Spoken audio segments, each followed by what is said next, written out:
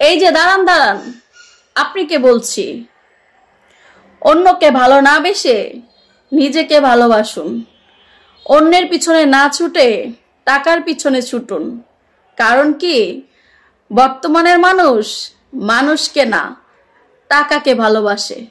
তাই আপনি কে বলছি, ভালোবাসার পিছনে না ছুটে টাকার পিছনে ছুটেন, তাহলে ভালোবাসা আপনার পিছনে ছুটবে।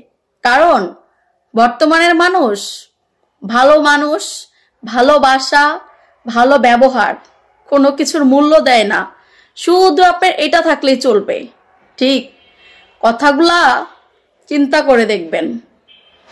টাকা কামান, নিজেকে ভালোবাসেন, আল্লাহর উপরে ভরসা বিশ্বাস রাখেন, দেখবেন সবচেয়ে সেরা এবং ভালো আপনিই থাকবেন। কি ঠিক বলি নাই?